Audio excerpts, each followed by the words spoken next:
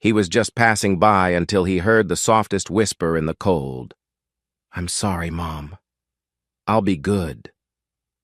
What he found in the snow that night would unravel secrets long buried and awaken a love he never knew he had.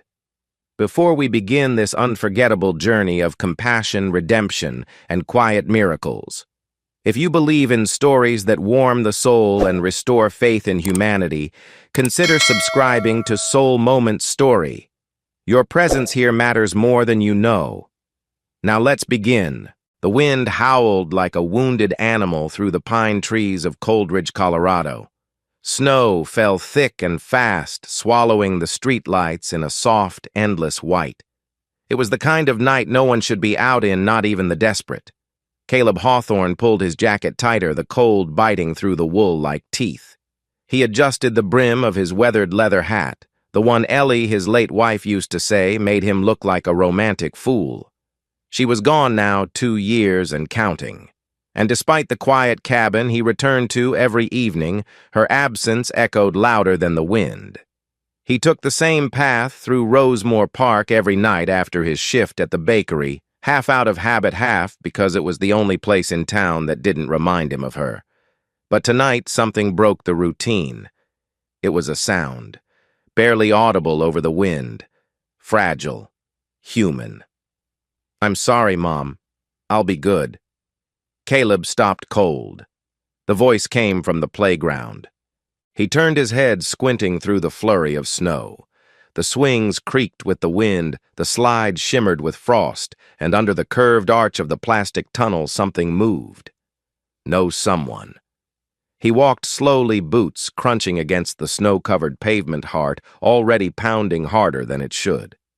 There, curled into the fetal position beneath the plastic canopy of the slide, was a little girl. No coat, no gloves. Just a threadbare sweater clinging to her small frame, damp from the snow. Her arms were wrapped tightly around a frayed canvas bag, as if it were the only thing keeping her anchored to the earth. Her lips trembled. Her cheeks were raw from windburn, and she didn't look up. Caleb crouched beside her. "Hey there, sweetheart. Are you hurt?" She flinched but said nothing. He noticed her grip tighten around the bag. "It's okay," he added gently. "I'm not going to take anything. I'm just worried about you. It's freezing out here." Still no answer, then a whisper, barely louder than breath. "Please, don't make me go back." Caleb's chest tightened, back where silence again.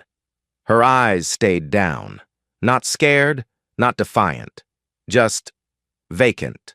Caleb removed his gloves and slowly unzipped his coat. "Here, let's get you warm, okay?" He held the coat open. "You can wear it. I promise it's safe." After a long pause, she moved, just slightly leaning into his coat as he wrapped it around her like a blanket.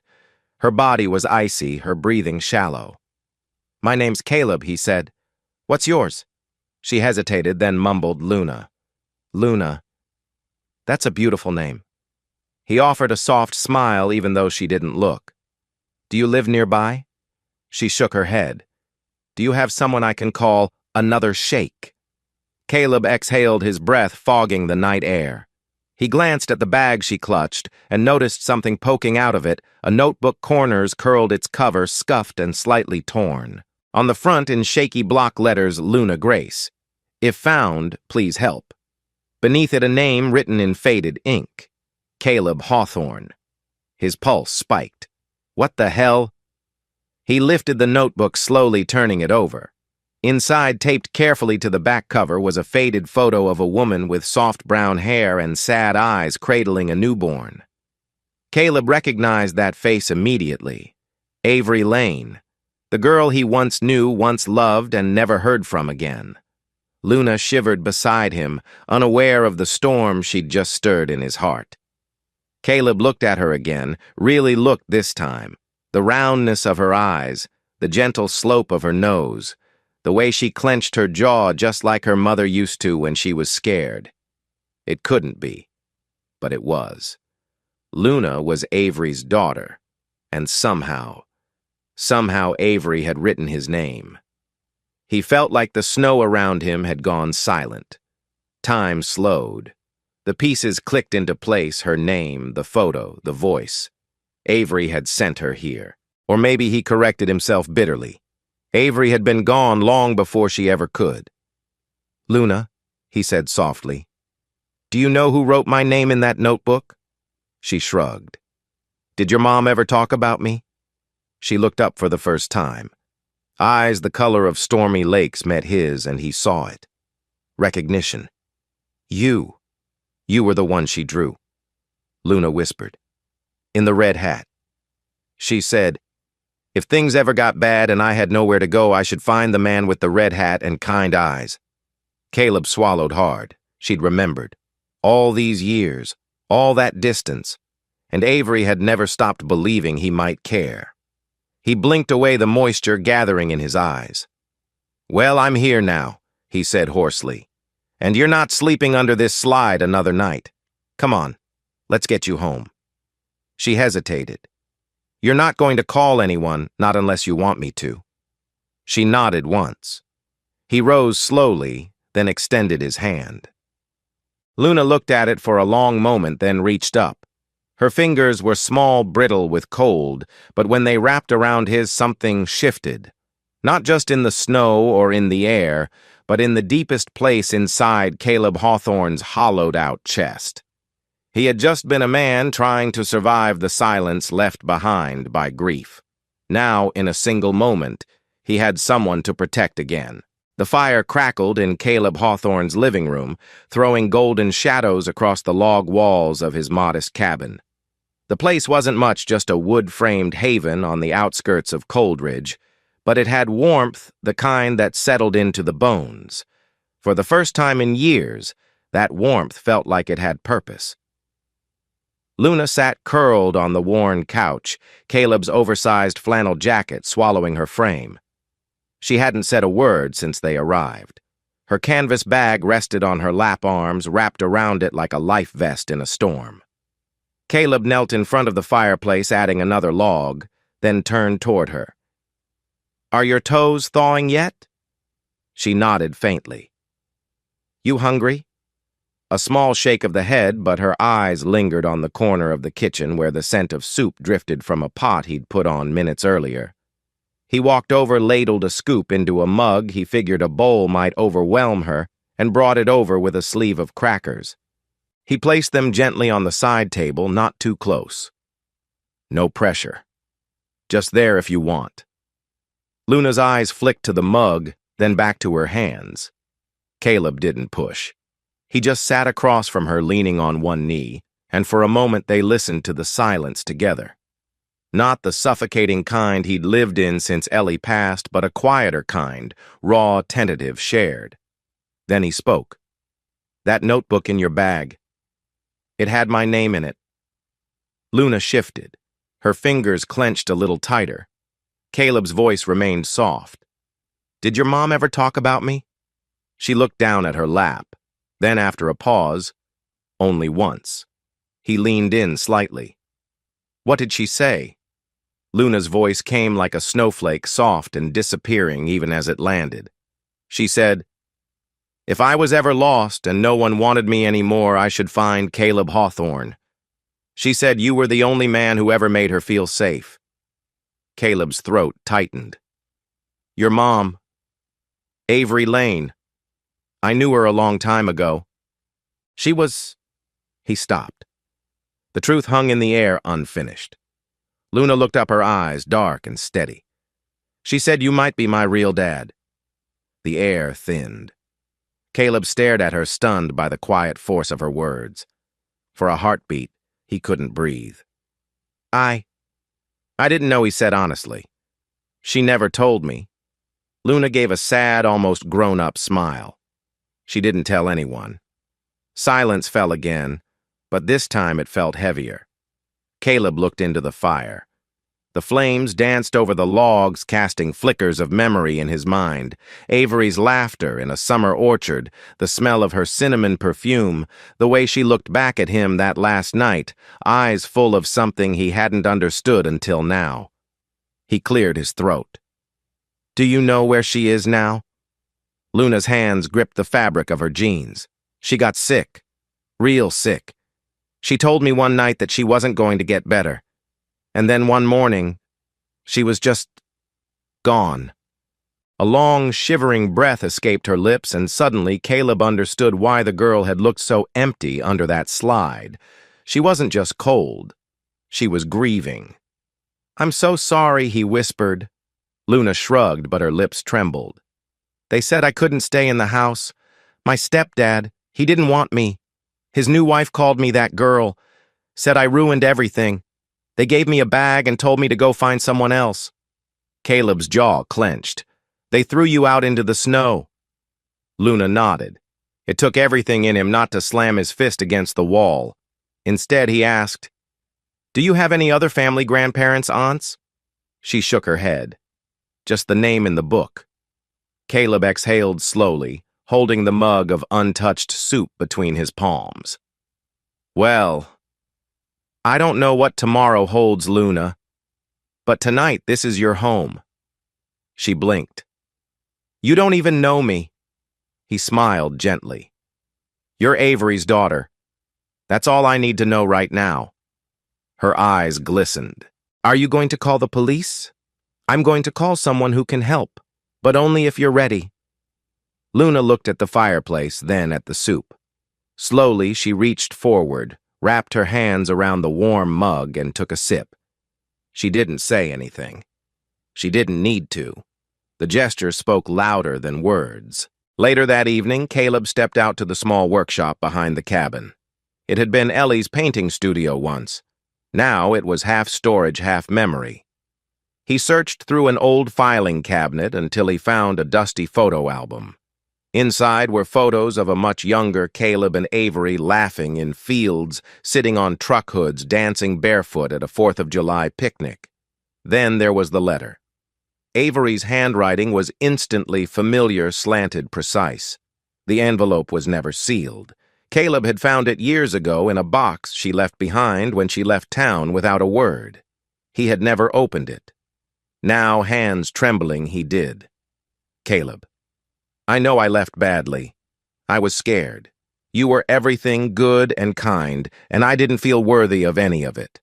But if you're reading this, it means Luna found you. Yes, she's yours. I never told you because I didn't know how. But she deserves more than I ever could give. And you're the one I trust to love her if life ever takes me away. Forgive me. For the silence. For the secrets. With love, Avery." Caleb sank into the stool, the letter trembling in his fingers. Luna wasn't just a child who stumbled into his path. She was his daughter, his blood, his second chance. Back inside, Luna had fallen asleep on the couch, still wrapped in his flannel. The canvas bag lay beside her, slightly open. Inside, Caleb saw a single drawing crayon on paper of a little girl holding hands with a tall man under a tree. The girl wore a pink dress. The man had a red hat. Caleb looked at the picture for a long moment. Then he turned out the lights, stoked the fire, and sat quietly in the rocking chair nearby. This wasn't the life he thought he'd have. But maybe, just maybe, it was the life he was meant for. The cabin creaked with the sound of morning settling in soft groans in the beams, gentle wind brushing the windows, and the occasional pop of wood from the fireplace as embers slowly gave way to ash. Caleb stood in the kitchen pouring warm water into an old enamel kettle. The ritual steadied him.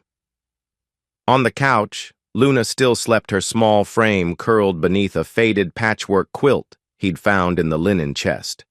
Her cheeks had regained some color, though her brows furrowed every so often, like she was chasing shadows even in her dreams.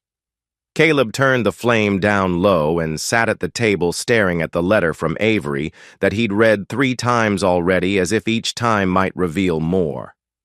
"She's yours. She deserves more than I ever could give." Those words rang in his chest like a bell tolling in a fog. How long had he lived thinking his past was finished when it was in fact waiting to be rediscovered under layers of silence and snow? The kettle whistled softly. As he poured hot water into a chipped ceramic mug, Luna stirred. "Morning," he said, not moving too fast, not too loud. "I made tea. And there's toast if you're up for it." She blinked groggily.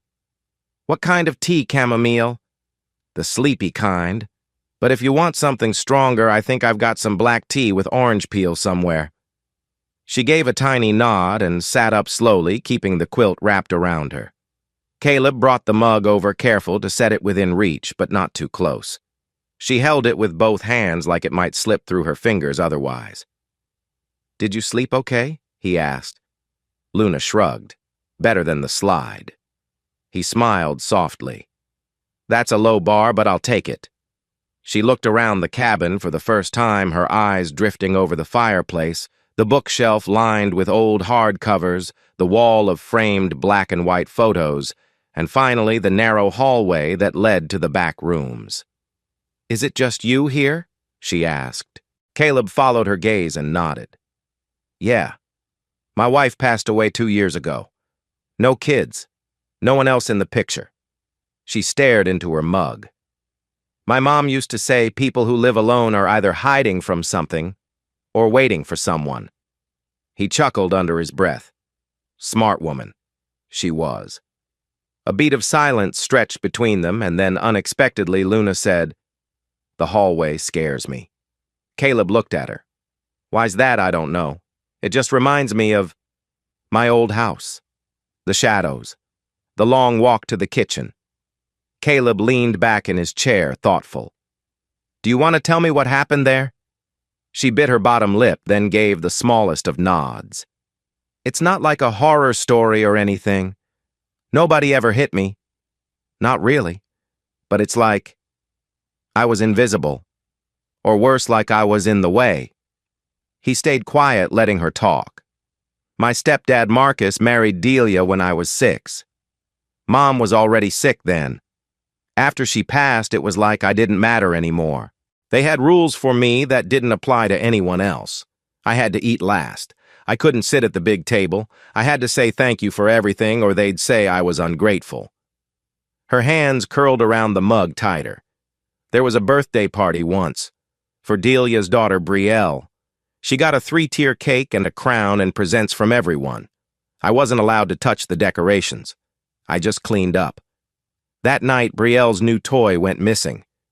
Delia searched my room, and when she found it under my pillow, she said I stole it. But I didn't." Caleb's chest tightened.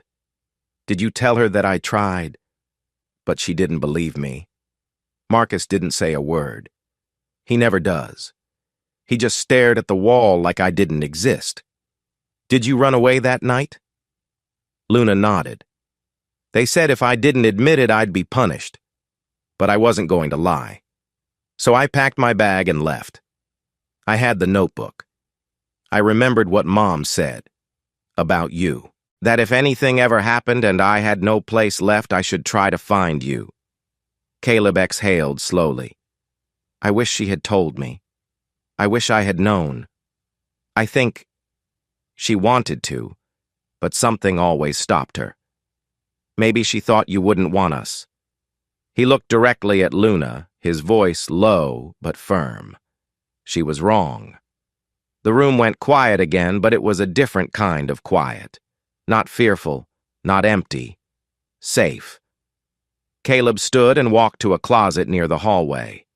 After a moment of rummaging, he returned with a small flashlight. He turned it on and handed it to Luna. "If the hallway still scares you, he said you get to hold the light." She looked up at him, blinking. "I can put a nightlight there, too," he added, "and you can pick which room you want. One of them used to be my wife's art studio. It's small, but the window faces the pine trees."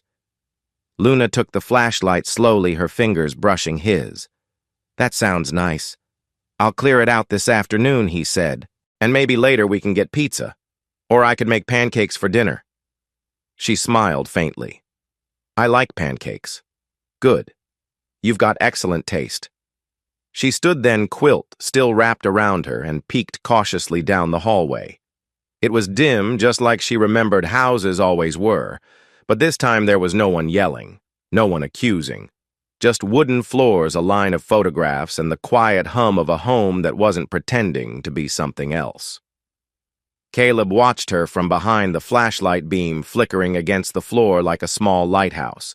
She didn't say anything, but she walked slowly toward the end of the hall, then turned back. "You said one of the rooms was your wife's?" "Yeah." "What was her name, Ellie?" Luna nodded. "I think I'd like to sleep in Ellie's room tonight, if that's okay." Caleb's throat tightened. "That's more than okay." She gave him a small, crooked smile, and then for the first time since she'd arrived, she stepped forward, slow, uncertain, and wrapped her arms around his middle in a brief, fragile hug. It didn't last long, but it was everything. The light of late afternoon filtered gently through the frosted windows, casting long, gold-edged shadows across the floorboards of the cabin. The snow had slowed outside, blanketing the world in silence, the kind that didn't press heavy, but instead wrapped softly around everything like wool. Caleb stood at the doorway of the spare room, the one Ellie used to call her quiet corner. It still held the soul of its former occupant. An old easel leaned against the far wall, and the faint scent of linseed oil lingered in the corners. Luna had claimed it without hesitation, her backpack tucked carefully at the foot of the narrow bed. She was sitting cross-legged on the braided rug, now coloring quietly in her notebook, completely immersed. Caleb leaned against the doorframe, arms folded, just watching. He didn't want to disturb her, but Luna looked up. "Were you an artist, too?" He chuckled. "No, ma'am. I can barely draw a straight line. That was Ellie's world. She could paint anything, gave this room its warmth." "She sounds kind," Luna said softly. "She was," he said. "The kind that doesn't make noise about it." Luna nodded as if she understood, and Caleb believed she truly did. After dinner grilled cheese sandwiches and tomato soup, Caleb stepped out to the detached garage. There was something he needed to find. The space was more storage shed than workshop these days. Dust lay thick on most surfaces, and spiderwebs veiled boxes of holiday lights, unused camping gear, and Ellie's old gardening tools. He tugged at the metal chain of the overhead bulb and stepped inside, breath fogging in the cold air. In the far corner, beneath a stack of crates, sat a worn wooden chest. He hadn't opened it since the week Avery left town over a decade ago. His fingers hesitated over the latch. Inside, he found it all: letters, old photographs, a small denim jacket folded and never worn. Beneath them, tucked into a red velvet pouch, was a small music box. Walnut wood, brass hinges, delicate engravings faded with time. He turned the key slowly, and a soft melody played a lullaby Avery used to hum when they were young, when things felt possible. His throat tightened. Beneath the lining of the music box, tucked almost as an afterthought, was a small photo. A woman holding a newborn, smiling so tenderly it nearly stopped his heart. Avery and Luna. He didn't know how long he stood there. The melody played on a song from another life, one he never had the courage to claim until now. Back in the cabin, he found Luna curled on the couch, wrapped in the quilt, sipping hot cocoa with both hands. Her cheeks had regained color, and her eyes, though still guarded, held a glint of safety. He approached slowly, holding the music box like something sacred. "I want to show you something," he said gently. Luna looked up, curious but wary. Caleb sat beside her and opened the box. The tune began to play once more, delicate notes floating in the fire-lit room. Luna leaned in, eyes widening. "I know this song," she whispered. "Your mother used to sing it," he said. She nodded, as if remembering something from far away. He reached inside and lifted the photograph. "And this was taken the day you were born." Luna's breath caught. She took the photo from him with trembling fingers and held it like it might disappear. She kept this? She did. She kept everything that mattered. Luna traced her mother's face with one finger. "I thought all the photos were gone. Delia said Mom never left anything behind but hospital bills." Caleb felt a sharp pang in his chest. He wanted to say 100 angry things, but instead he reached into his coat pocket and pulled out the letter. The one Avery had written but never mailed. "Your mom wrote this," he said, offering it to Luna. "I think she wanted you to have it one day." Luna hesitated, then unfolded it carefully, eyes scanning the delicate script. As she read, tears welled silently and fell down her cheeks unacknowledged. When she finished, she folded the letter again, tighter this time, pressing it to her chest. "She wanted me to find you," she whispered. "She did," Caleb said, voice low. "And I wish I'd been there sooner." Luna looked up at him, then not just with sorrow, but with a flicker of something deeper. Hope. "Do you think, if she'd told you about me earlier, things would have been different?" Caleb's answer came without hesitation. "Absolutely." She looked back down at the music box. "Sometimes I think I wasn't supposed to happen, that maybe I ruined her life." Caleb's voice broke. "No, sweetheart. You didn't ruin anything. You are not a mistake. You're the only thing she never stopped loving." Luna blinked at him, silent. "And now that she's gone," he added gently, "I think she'd want me to love you just as much." The room held its breath. Luna didn't answer right away, but she leaned against him tentatively at first, then fully, her head resting on his chest, the photo still clutched in her hands. The melody played on. That night, Caleb couldn't sleep. He sat in the rocking chair, the fire reduced to embers, holding the music box in his lap. He stared at the letter again, Avery's final act of trust, of hope. "She's yours." For so long he'd buried himself in silence, in guilt over not reaching out sooner, in grief over losing Ellie, who had once tried to coax him into searching for old pieces of himself. Now here was Luna, proof that life had not closed its door on him. Not yet. He thought of all the children like her left behind, unseen, forced to survive in a world that should have embraced them. And he knew. This couldn't stop at kindness. It couldn't stop at soup and soft quilts and one warm night. Luna needed more. She needed permanence, protection, a future. Tomorrow he would call a lawyer. He would figure out the paperwork, the process, the uphill battle. He would not let her be lost again. She was not just a child who wandered into his life. She was his. And for the first time in a long, long time, Caleb Hawthorne felt not just the weight of responsibility, but the quiet miracle of belonging. The next morning brought sunlight, the kind that made the snow outside sparkle like crushed glass. It streamed through the cabin windows, catching on the dust motes in the air and bathing everything in a soft, golden haze. Luna stood barefoot on the hardwood floor of what used to be Ellie's art room, her breath fogging slightly as she stared at the empty corner near the window. "This is the best light in the whole house," Caleb said, setting a box of folded blankets near the door. "Ellie always painted right here." Luna didn't respond, but her gaze lingered on the spot where a wooden easel had once stood. She stepped closer, her socked feet making no sound, and knelt to touch a faint paint smudge on the floor. The softest pink. Almost the same color as a dress she remembered from long ago, one her mother used to wear on Sundays. "I like it," she said finally. "It's quiet." "That's what Ellie loved most about it," Caleb said with a small smile. "She used to say the light in this room told the truth." Luna glanced over her shoulder. "What does that mean?" "I think it meant, in here, nothing could hide." She didn't reply, but he could tell she understood. The way her shoulders eased, the way her fingers traced the window frame. It was the first time she seemed to breathe without bracing for something. Caleb rubbed the back of his neck. "So I was thinking, we make this space yours, not just to stay in, but to live in." Luna's brows lifted slightly. "Really, really. You pick the color. We can rearrange the furniture. Add shelves, posters, whatever you like." A long pause. "Can I draw on the walls?"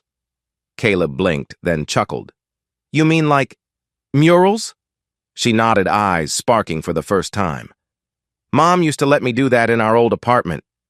Just pencil, though. Nothing permanent. Well, he said, crouching beside her this wall right here, he tapped the space below the window can be your canvas.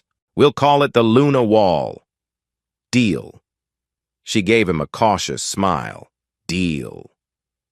They spent the next few hours clearing out the remaining art supplies, folding tarps, dusting shelves.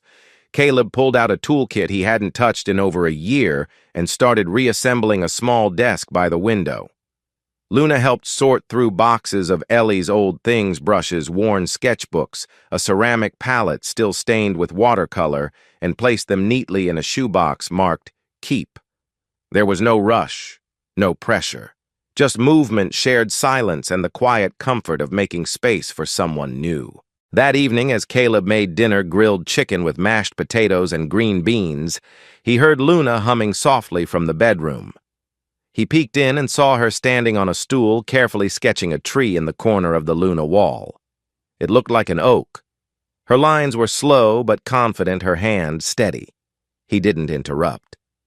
Later, when they sat down at the kitchen table together, not at separate corners, Luna kept glancing at the empty chair across from them.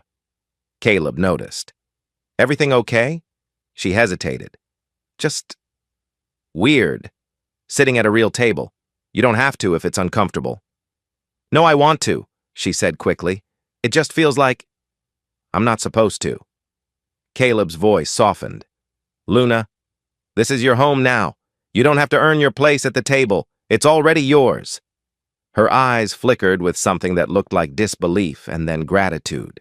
That night, after the dishes were done and the fireplace was crackling again, Luna padded into the living room in her flannel pajamas and held something out to Caleb. It was a drawing, a house with a red roof, a girl with long hair, a man with a cowboy hat, and above them, written in blocky letters, Home. He took it with careful hands. Did you draw this today? She nodded. I think I want to hang it in the hallway. Caleb smiled. Let's do it together. They walked down the hall side by side. Caleb held a small tack and a hammer. Luna chose the spot right outside her door where she could see it every morning when she woke. After they hung the picture, she lingered there for a moment, as if absorbing the newness of it all. Uncle Caleb, she asked, voice tentative. Yeah, if someone from before ever comes looking for me, do I have to go back? Caleb knelt beside her. No, sweetheart. You don't. I've already spoken to someone at Child Services. We're going to make sure you're safe. And if I have anything to say about it, no one will ever put you out in the cold again. She looked at him long and hard, as if weighing the truth of his words. And then she whispered, Okay. She turned to go to bed, but paused at her door. Do you think Mom would like this room? Caleb swallowed the sudden lump in his throat. I think she'd love it. Especially the Luna Wall. She smiled softly and disappeared inside. Later that night, as he sat by the fire with a cup of tea, Caleb stared at the drawing in the hallway.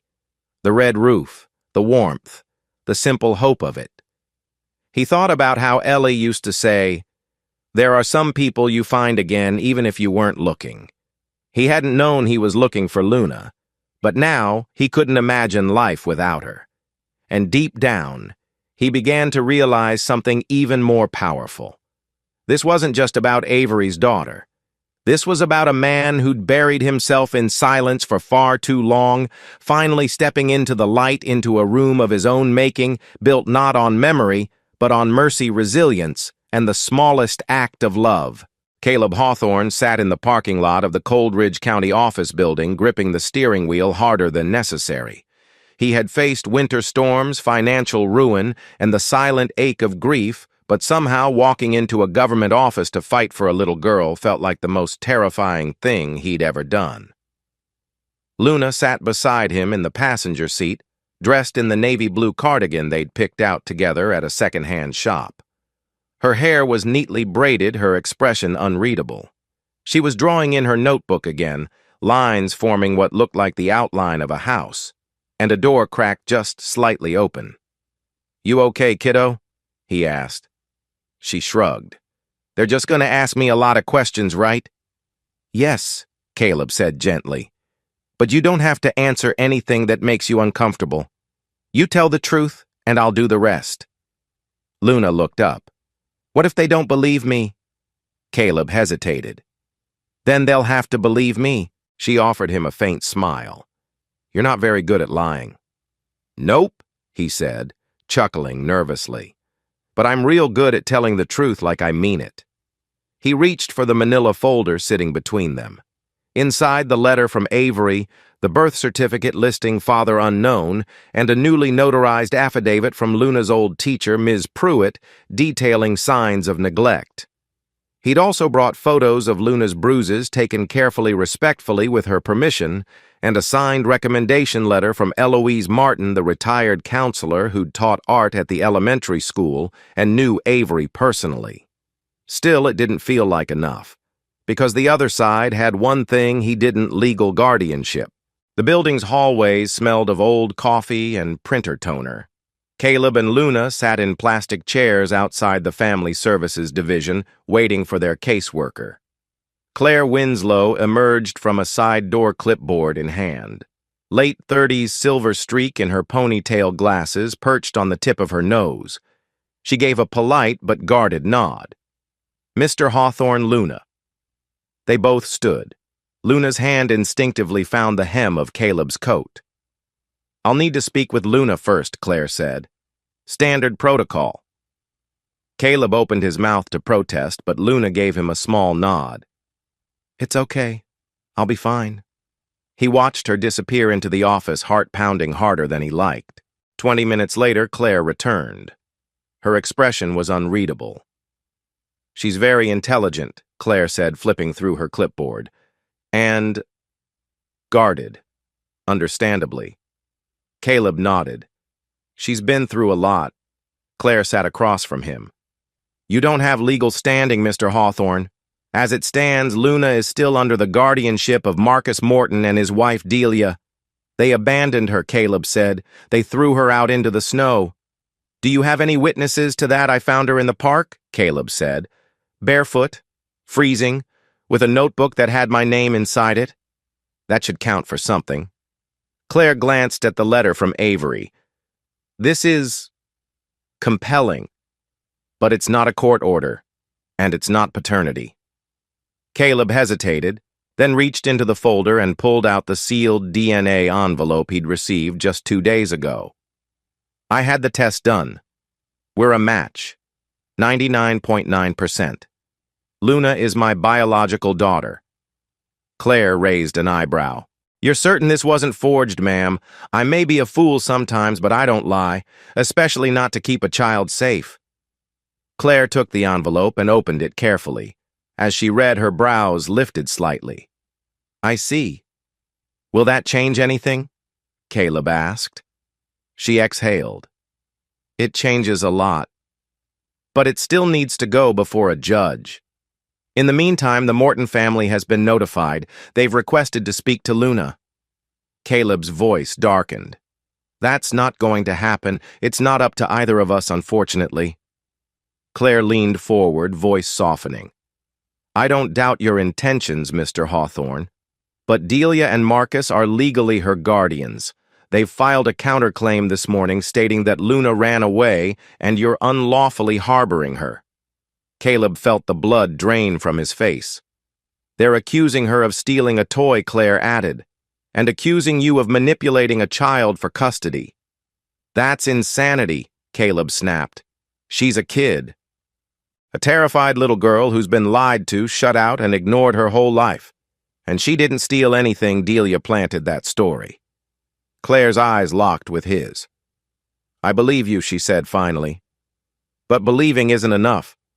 We'll need documentation, testimony, corroboration from school officials, neighbors, anyone who can speak to Luna's environment before she came to you." Caleb leaned forward, his voice steady. "I'll get whatever you need. I'll talk to everyone in town. I'll sit with every lawyer in the state if that's what it takes." Claire studied him for a moment, then nodded. all right? We'll schedule a preliminary custody hearing next week. You'll receive a summons. In the meantime, Luna will be allowed to stay with you under supervised conditions. What does that mean? Caleb asked. It means I'll be visiting, randomly, asking questions, making sure she's safe. He exhaled in relief. You won't find anything wrong. I hope not, she said almost kindly. That night back at the cabin, Caleb stirred a pot of chili while Luna sat cross-legged on the floor drawing. She hadn't asked many questions after the meeting, but Caleb knew she understood more than she let on. After dinner, as he set the bowls in the sink, Luna spoke. Did they say I have to go back? No, Caleb said. They said we have to fight, and I'm okay with that. She looked up from her notebook. What if we lose? Caleb walked over, crouched down, and placed a hand over hers. Then we fight harder. Luna's eyes searched his face, and after a long silence, she whispered, You're not like them. I hope not. She hesitated. They used to tell me no one would ever want to keep me. Caleb's voice caught. They were wrong. She swallowed hard. Are you sure he didn't answer right away? He just reached out, gently brushed a stray curl from her cheek and said, I didn't know I had a daughter. But now that I do, I'm never letting her go. She blinked fast, but no tears fell. Instead, she reached for his hand and didn't let go. Snow fell again the morning of the hearing, soft, steady, and relentless, as if the sky itself had decided to hold its breath.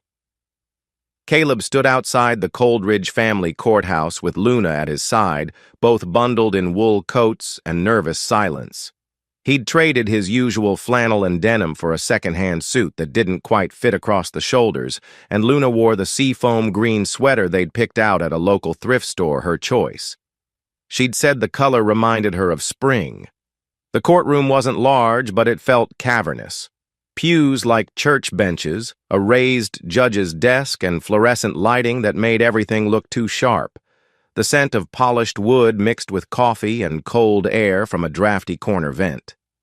Claire Winslow sat near the front, flanked by a court-appointed child advocate and a woman with silver hair tied in a tight bun, Judge Miriam Halston. She had the kind of face that didn't blink unless it mattered. Delia and Marcus Morton were already seated at the opposite end. Delia wore a pristine ivory coat and an expression that hovered somewhere between grief and indignation. Marcus sat stone-still, arms crossed, looking as though he wanted to be anywhere else. Caleb gave Luna's shoulder a gentle squeeze and whispered, No matter what they say in there, none of it changes the truth. She nodded, quiet, but composed. The proceedings began with formal introductions, affidavits, and documentation. Claire presented the DNA results, Avery's handwritten letter, and the photos taken when Luna was first found. Delia's attorney interrupted. Your Honor, the letter lacks authentication, and the photos, well, children bruise easily. It doesn't prove abuse, Claire responded firmly. This is not about isolated bruises. This is about a pattern, emotional neglect, manipulation, deliberate marginalization of a child. Judge Halston raised an eyebrow. Ms. Winslow, do you have corroboration? I do, Claire replied, rising. We'd like to introduce testimony from a key witness, Ms. Eloise Martin. From the back of the room, a small woman in her 70s approached the stand. She moved slowly but steadily, her cane tapping softly against the hardwood floor. Ms. Martin, Claire asked, Can you tell the court your relationship to Luna Grace? I was the school art teacher for 23 years, Eloise said. I taught both Avery Lane and years later her daughter Luna. And what did you observe in Luna during your time with her? She was creative, reserved, exceptionally polite. But she flinched when people raised their voices. She always asked if she was allowed to keep the crayons. And she once whispered to me, If I'm extra good today, do you think my mom will come back? A murmur rippled through the room. Delia shifted in her seat, eyes narrowing. Judge Halston asked, Did you report these concerns? I did. Multiple times, Eloise said calmly. But nothing ever came of it. She was fed, clothed, and enrolled in school. That's all the system checked for. Caleb's jaw tightened. Claire stepped forward again. One final exhibit, Your Honor. A letter from Luna's second-grade teacher, Ms. Pruitt. She retired and now lives in Illinois, but sent this notarized letter. She handed a sealed envelope to the judge, who unfolded the document and began reading silently. The courtroom waited. Every tick of the wall clock seemed louder than the last. Finally, Judge Halston looked up. This letter details multiple instances where Luna appeared underfed, unbathed, and withdrawn. It also notes that any time Ms. Pruitt attempted to contact the guardians, there was no response. Delia stood abruptly. Your Honor, this is a smear campaign orchestrated by a man who just wants to play hero. Judge Halston didn't flinch. Sit down, Mrs. Morton. Delia's face flushed crimson, but she obeyed. Then came Luna's turn. The child advocate knelt beside her before she walked to the witness stand. Take your time, the woman whispered. You're safe. Luna's boots echoed softly as she approached the seat. She sat down, hands folded in her lap, eyes wide but steady. Judge Halston spoke gently. Luna, do you understand why you're here today? Yes, ma'am. Do you feel safe with Mr. Hawthorne? Yes. Would you like to live with him permanently? Luna hesitated, not from doubt, but from the weight of being heard. Then she nodded. I would. Why a pause? Then her voice small but steady. Because he listens to me, and he believes me, and when he makes promises, he keeps them. Silence. And he doesn't make me sit at the broken table, she added. He makes space for me. Real space. Caleb felt something swell in his chest, so powerful it nearly crushed him. Judge Halston looked over the bench. Do you feel afraid of returning to your previous home? Luna nodded more quickly this time. They said no one would want me, that I was a mistake, that love is for people who deserve it.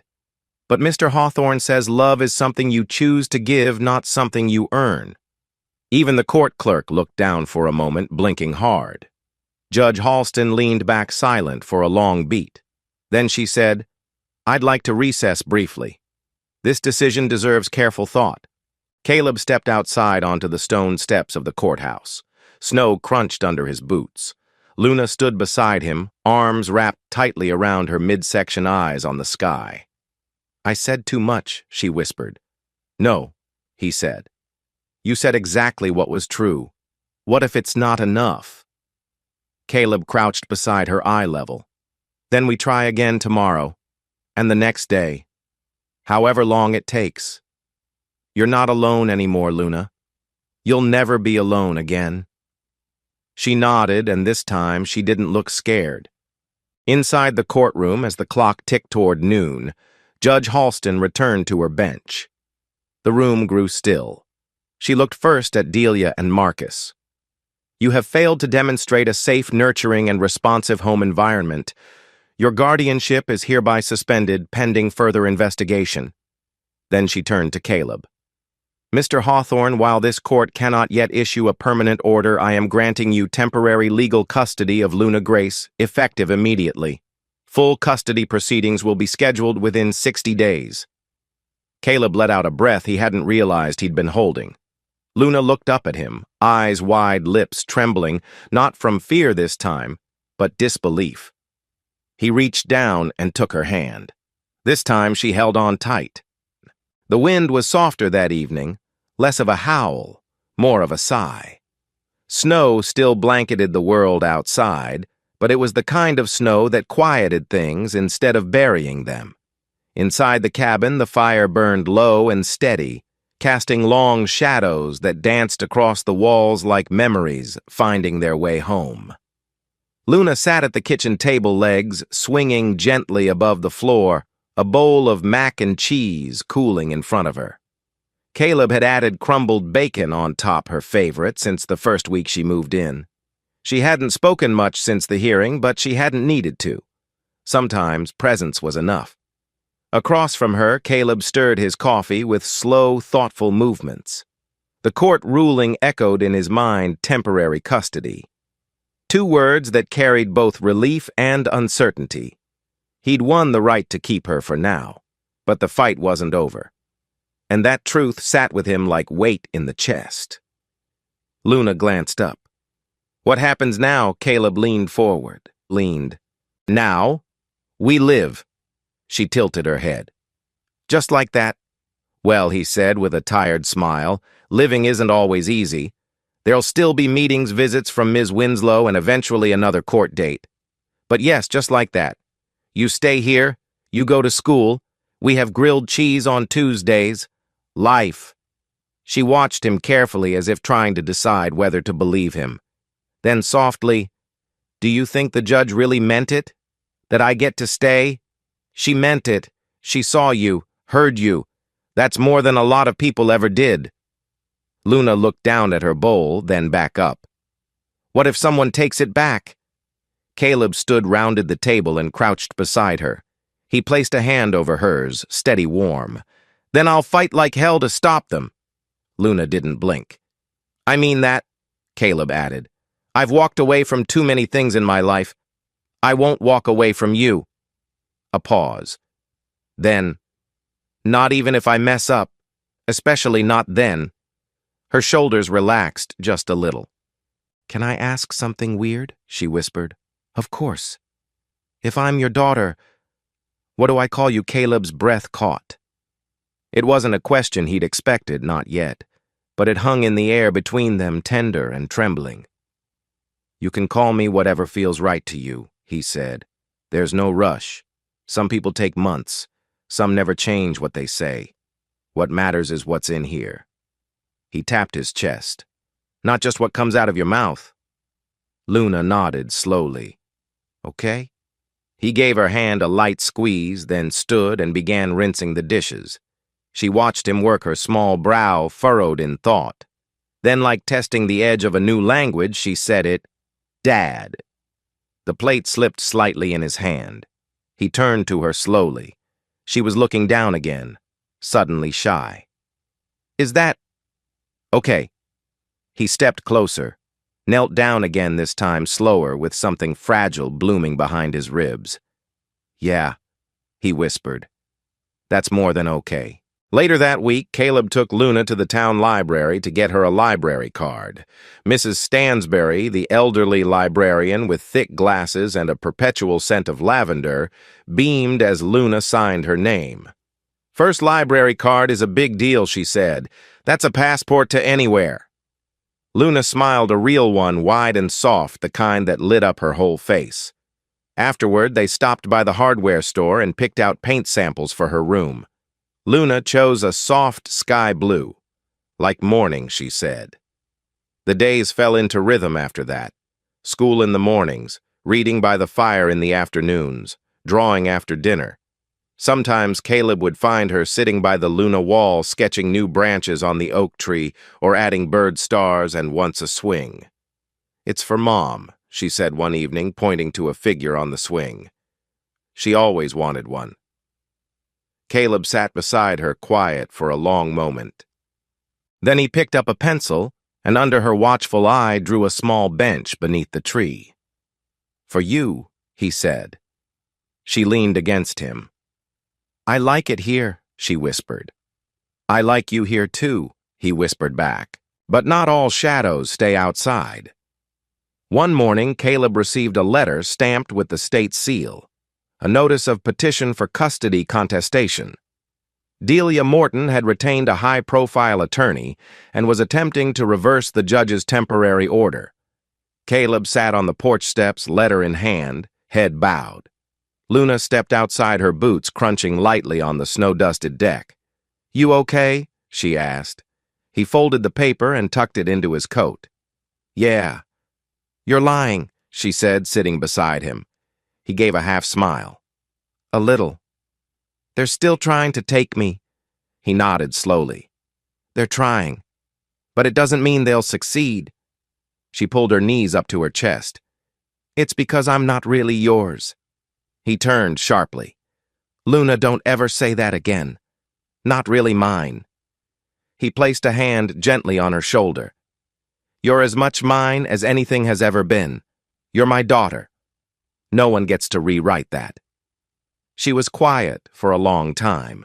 Then, "What if the judge doesn't believe that Caleb stared out at the horizon where the mountains met sky in a silent promise? Then I'll show her. Not with words, with love, with proof, with every ounce of who I am." Luna reached into her coat pocket and pulled out a folded piece of paper. It was a letter, one she'd written in school. "Dear Judge Halston, my name is Luna Grace. I'm 9. I used to think being good was the only way someone would keep me. I used to think love was something you had to earn. But then I met my dad. He didn't ask me to prove anything. He just stayed. And that made me brave enough to stay too. Please let me stay. Love, Luna." Caleb took the letter, his hands trembling slightly, and held it to his chest. "I want you to give this to her," Luna said. "Not because I'm scared, but because she needs to know." Caleb nodded. "She will." Then he looked at her, truly looked, and said the words he'd been holding in his heart since the first night he found her. "I love you, Luna. Not because you're perfect, not because you're brave, but because you're mine." She didn't cry. She just leaned in and wrapped her arms around him tightly, as if to anchor them both. And in that moment, Caleb made a silent promise, louder than any vow spoken in court. He would not just be the man who saved her, he would be the father who stayed. The courthouse was colder than Caleb remembered. Not in temperature, though the marble floors and high ceilings held winter air like a vault, but in spirit. The kind of cold that had nothing to do with weather. It was the second and final custody hearing, and the tension was thick enough to shatter beneath a whisper. Caleb adjusted his tie in the hallway mirror. He'd borrowed the suit again, this time ironed by hand the night before, and Luna had picked out his tie, a navy one with silver dots. "Matches your eyes," she'd said simply that morning. He turned to look at her, now sitting quietly in a waiting bench near the courtroom doors, her legs swinging beneath her, her hair neatly braided. She clutched a manila envelope labeled in her handwriting for Judge Halston. From Luna. He walked over and sat beside her. "You sure you want to read it yourself?" She nodded. "She needs to hear it from me." He smiled. "You're braver than I ever was." She leaned her head against his arm just for a moment. Not brave, just tired of being quiet. Inside the courtroom, the rows of benches were half full, school officials, child services workers, and a few townspeople who had come to testify. Claire Winslow sat to Caleb's right, composed and sharp-eyed. Across the aisle, Delia sat in a crisp charcoal suit, hands folded in her lap, her expression serene, almost saintly. Marcus looked as hollow as ever, like a man waiting for the storm to pass over someone else's roof. The clerk called the court to session. Judge Miriam Halston entered her presence quiet but commanding. She glanced at both parties before taking her seat. "We are here today to determine the permanent custody of Luna Grace," she began. "We have reviewed the documentation, the witness statements, and the psychological reports submitted. We will now hear final arguments." Delia's attorney rose first. "Your Honor, my clients, Mr. and Mrs. Morton, have raised Luna since she was 6 years old. They provided food, shelter, and education. While mistakes may have been made, there is no evidence of physical abuse or criminal neglect. The child's running away, though unfortunate, was impulsive. And the alleged bond with Mr. Hawthorne, however sincere, is recent and untested." He paused, placing a hand on his briefcase. "We urge the court to consider the stability of her current guardianship and not be swayed by emotional narratives lacking long-term evidence." Caleb clenched his jaw. Then Claire stood. "Your Honor, Luna Grace is not an impulsive child. She is careful, quiet, and deeply aware of her place in the world. And for most of her young life, she was treated not as a daughter, but as a burden. Emotional neglect is no less harmful than physical. It leaves no bruises you can photograph, but it teaches a child one terrible lie, that they are unworthy of love." She turned toward Caleb. "In Mr. Hawthorne, Luna has found safety, consistency, and most importantly, choice. She was not claimed because she was convenient. She was chosen because she was loved. The room held still. Judge Halston glanced at her notes. "Does the child wish to speak?" Luna stood envelope in hand. The room turned. She stepped forward carefully, her boots echoing on the floor. The clerk helped her onto the witness seat, adjusting the microphone down to her chin. Luna cleared her throat and opened her envelope. "My name is Luna Grace Hawthorne," she began, voice quiet but even. "I used to be called other names. Sometimes that girl. Sometimes nothing at all. But this is who I really am." She took a breath. "I want to live with my dad. Not because he buys me things or lets me eat candy or says yes to everything, but because when I cry, he doesn't tell me to stop. He asks why. Because when I mess up, he doesn't punish me to feel powerful. He helps me fix it." She looked up at the judge. "He knows how to be quiet with me.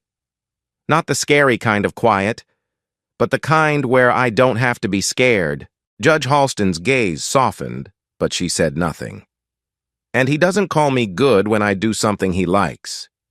He calls me good just for being me." A beat passed. Then Luna added, "I know I'm a kid, but I know what love feels like, and I know what pretending feels like, and I don't want to pretend anymore." The room was silent. Then Judge Halston spoke. "Thank you, Luna." She stepped down slowly. Caleb reached for her hand as she passed, squeezing it gently. She squeezed back. 30 minutes passed before Judge Halston returned from her chambers. When she re-entered, the room stood. She didn't wait long. In the matter of the custody of Luna, Grace Holden, the court has reviewed all documentation, heard all testimony, and considered the best interest of the child. Her voice was steady. "It is the decision of this court to grant permanent legal custody to Mr. Caleb Hawthorne." A hush fell, followed by a single shaky exhale from Luna. Judge Halston continued. "Furthermore, the court recognizes the formal change of name from Luna Grace Holden to Luna Grace Hawthorne as requested in writing by the child." Delia stood suddenly. "This is a mistake. She doesn't know what she wants. She's just a child." Judge Halston raised one hand. "Mrs. Morton, sit down or you will be escorted out." Delia's face turned crimson, but she sat. Marcus simply looked down. Luna turned to Caleb, eyes wide, lip trembling. "It's real." He nodded, barely able to speak. "Then can we go home now?" she whispered. He smiled, tears glistening, chest full of something too big for words. "Yeah, baby, we can go home." Outside the courthouse, the snow had stopped. The clouds had begun to break, letting soft light filter through a rare Colorado winter sun. Caleb and Luna walked down the courthouse steps together, her hand in his, her head held high. Claire caught up with them, handing Caleb a final stack of documents. "It's official," she said. "Congratulations, Mr. Hawthorne." Caleb looked at Luna, then back at Claire. "You mean us?" Claire smiled. "You'll both do just fine." As they reached the car, Luna paused and turned around. She looked up at the courthouse, then at the sky. "Hey, Mom," she whispered. "You were right. I found him." And somewhere, perhaps in the stillness of the air, or the slant of the light, or the soft hush of falling snow, something whispered back. Spring arrived in Coldridge like a quiet apology, melting snow in small, polite patches, coaxing crocuses through the thawing soil, and replacing the winter silence with birdsong and the soft rustle of new leaves. It didn't announce itself with fanfare, but it came all the same, much like Luna had. The day her new birth certificate arrived in the mail, Caleb held the envelope like it was made of glass. He opened it slowly, sitting at the kitchen table, while Luna sat across from him, sipping tea from the mug that used to be Ellie's favorite. He read the name once, then again. Luna Grace Hawthorne. He turned the paper around. "Want to hold it?" Luna reached out her fingers, brushing the page like it was sacred. Her name, his name together printed in bold black ink on a piece of government-certified permanence. It was real now, not just in hearts or promises or firelight conversations, real in the eyes of the world. "Feels heavy," she whispered. "It should," Caleb said. "It's the weight of being chosen." That night they celebrated with pancakes for dinner, her idea complete with strawberries and whipped cream. Caleb even pulled out the old record player Ellie used to use and found a vinyl that didn't skip too badly. In the living room, Luna danced barefoot in her pajamas, twirling like a wildflower in the wind. Caleb sat in the rocker, one leg crossed over the other, smiling so hard his cheeks hurt. "Come dance," she called. "I don't know if these knees can take it." "Lame," she teased, grinning. He stood anyway, took her hand, and swayed with her in a slow, awkward rhythm neither of them cared to perfect. Her laugh was light-free, the kind of sound you could build a life around. At the end of the song, she hugged him tight around the waist. "I think Mom would have liked this house. She would have loved it," he said, voice thick. In the weeks that followed, Luna began to change not into someone new, but into more of herself. She was still quiet, still observant, but now her silences were soft, not defensive. She began making friends at school. Miss Pruitt, now volunteering at the town library, sent home notes about Luna helping other students with reading. Her drawings on the Luna wall grew more colorful. The tree now had blossoms, tiny birds, even a hammock between two branches. Under the tree there were always two figures, one tall, one small, drawn with looping pencil lines, but unmistakable connection. One evening, Caleb found her at the kitchen table, tongue sticking out in concentration as she filled out a form. "What's that?" he asked. "It's for the school art contest," she said. "The theme is, 'What Home Means to Me.'" He leaned over her shoulder. On the page was a sketch, an overhead view of their little cabin surrounded by trees, stars twinkling above it. Inside, two rooms, one with a rocking chair and a fireplace, the other with a small bed, a bookshelf, and a window facing a tree in bloom. She looked up. "I don't think I'll win, but I want them to see it." Caleb knelt beside her. "You already won." That weekend, they planted a garden together in the backyard. It was rocky soil, and Caleb had to use his whole weight to break through patches of frostbitten earth. But Luna stuck with it, gloves on cheeks pink from effort. They planted lavender for Ellie, marigolds for Luna's mom, and a little maple sapling near the fence. "For next fall," Luna said. "So it'll be red and gold when I go back to school." Caleb paused, watching her pat the soil around its roots. "You think that far ahead now," he teased. She gave a crooked smile. "I guess I do." That night, after they'd showered the dirt from their arms and eaten grilled cheese on the porch, Luna pulled a folded note from her pocket. "I was going to wait for your birthday," she said, "but I think now's better." She handed it to Caleb and sat beside him on the swing. He opened it carefully. Inside, in looping handwriting, was a simple message. "Dear Dad, you didn't give me life, but you gave me the part that matters most, what to do with it. Thank you for letting me stay, and for staying. Always, Luna." Caleb swallowed hard. The world blurred for a second, but he blinked it clear. He pulled her into his arms. "Thank you for finding me." Later, as the stars blinked on overhead, Caleb sat in the old rocker again, a cup of tea in hand, the cabin quiet behind him. Luna was inside, reading by the fireplace. The girl who once whispered apologies into the wind now hummed softly while brushing her hair. She belonged, not because a court said so, not because of ink on a birth certificate, but because love, when steady and real, eventually carves space into the hardest walls. And sometimes he realized home doesn't come from where you begin. It comes from where someone chooses to stay with you for you, always. The grand opening of the Isabel house was set for a crisp April morning when the air was still laced with spring frost and hope clung to every leaf beginning to unfurl. Bunting hung across the porch rails. A sign carved in cedar greeted visitors with words that had once only been a whispered wish. Here every child is seen. Every story matters. Every heart finds home. Caleb Hawthorne stood at the center of the front lawn, smoothing his collar for the third time, surrounded by folding chairs, a podium, a modest crowd of townspeople, and a line of wide-eyed children. Each of them had their own story. Some with case files still open, some newly placed in care, some who simply wandered in with quiet eyes and guarded hearts. But all of them had been seen. And that started with one little girl.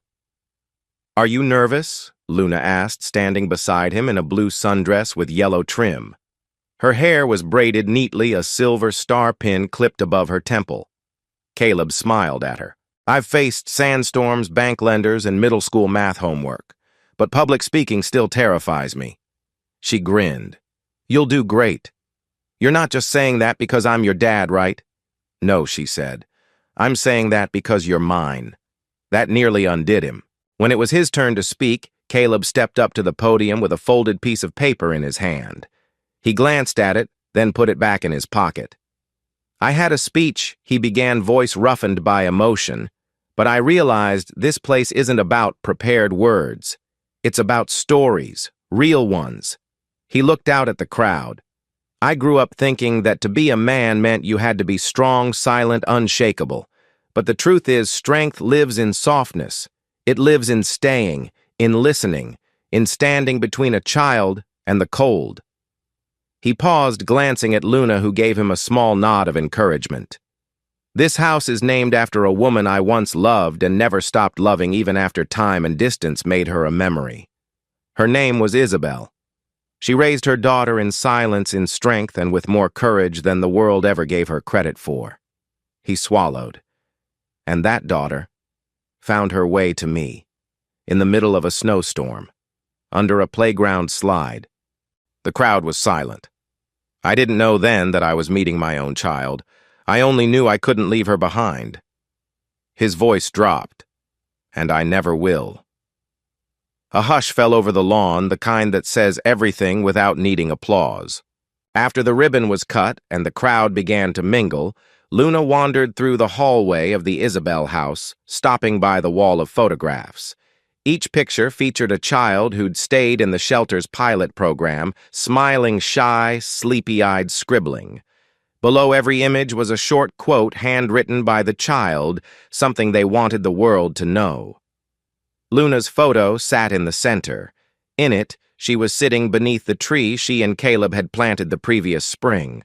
Her hair was loose, her eyes steady. Beneath it, her words read, "I used to think love was a prize. But love is a place. I live there now." She didn't notice the woman standing beside her until she spoke. "She said you'd grow up strong." Luna turned to see an older woman with salt and pepper curls and a gentle, weathered face. She wore a nurse's badge clipped to her cardigan.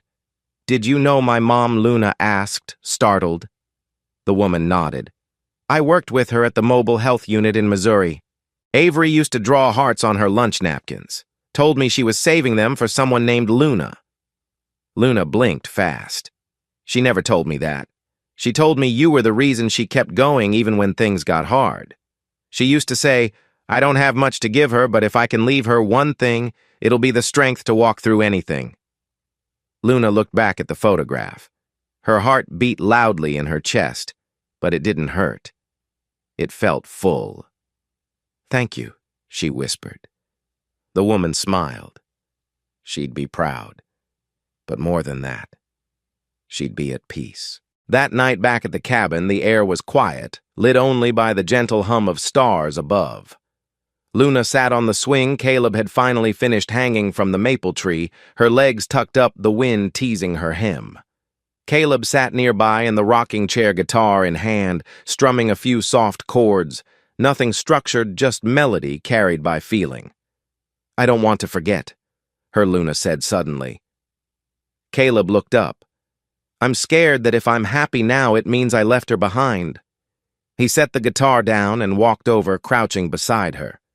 "You didn't leave her behind, sweetheart. You're carrying her forward." Luna looked up, eyes shimmering. "How do you know?" "Because I do the same thing with Ellie. And because I see your mom in you every day, in your courage, in the way you take care of others, in your drawings, your questions, even the way you stir your tea." Luna laughed, wiping her nose with the sleeve of her hoodie. She always used to swirl it, too. Caleb pointed toward the sky. "You see that star right there, the one just above the pine tree?" She followed his gaze. "That's Polaris," he said. "People call it the North Star. Travelers used it for centuries to find their way home." Luna nodded.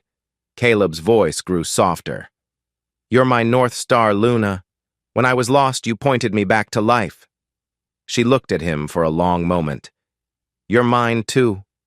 He ruffled her hair gently. "Then we're not lost anymore." She leaned into his side, warm and safe.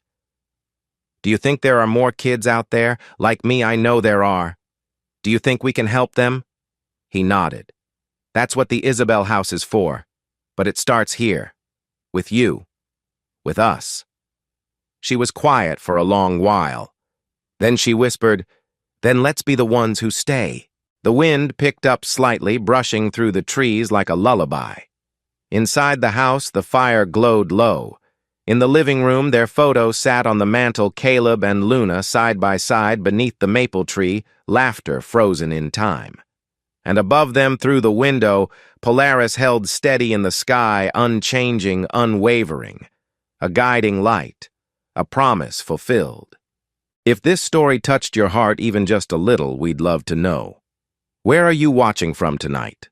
Whether it's a quiet corner of Texas, a snowy porch in Minnesota, or a cozy armchair across the world, your presence here makes this community feel like home.